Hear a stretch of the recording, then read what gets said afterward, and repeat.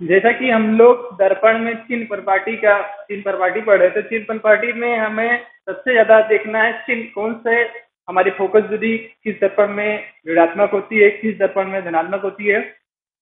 तो हमारा जो होती है, हम जो भी दूरी लेंगे वो किससे लेते हैं, ध्रुव से। किससे लेंगे, ध्रुव से। चाहे हम उत्तल दर्पण हो या चाहे अवतल दर्पण हो, जो भी फोकस दूरी लेंगे वो ध्रुव से लेंगे।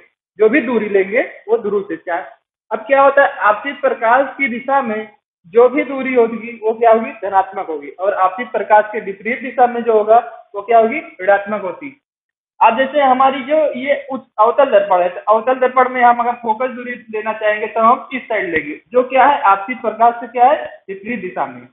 अवतल दर्पण में हम जो है ध्रुव से फोकस दूरी क्या चलेंगे, आपतित प्रकाश के विपरीत दिशा में। इसलिए अवतल दर्पण में क्या होता है, फोकस दूरी ऋणात्मक होती है।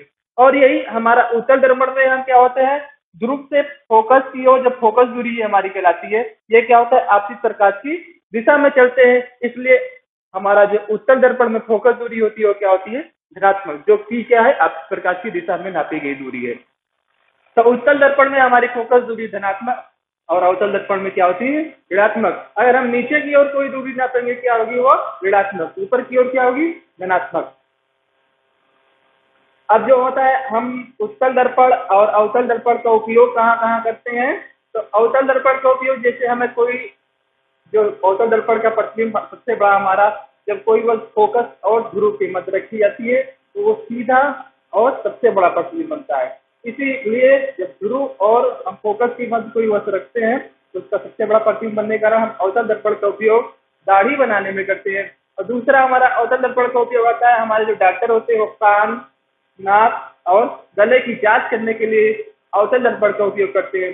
तीसरा सबसे ज्यादा आता है, अवतल दर्पण का उपयोग हम परावर्तक के रूप में सबसे ज्यादा करते हैं। किसी भी चीज का परावर्तन करना है, चाहे हम रिफ्लेक्टिव दूरदर्शी हो, रिफ्लेक्टिव टेलीस्कोप हो, सब जगह हम क्या करेंगे, अवतल दर्पण का उपयोग करते हैं।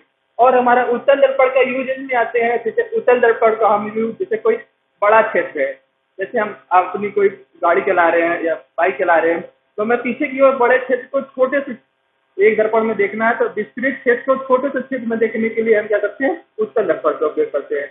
दूसरा उत्तल दर्पण का उपयोग आता है, जिससे हमारे सड़क पे जो रोड लाइट लगी होती है, तो रोड लाइट के ऊपर का जो भाग होता है वहाँ परावर्तक के रूप में हम क्या करते हैं, उत्तल दर्पण का उपयोग करते हैं।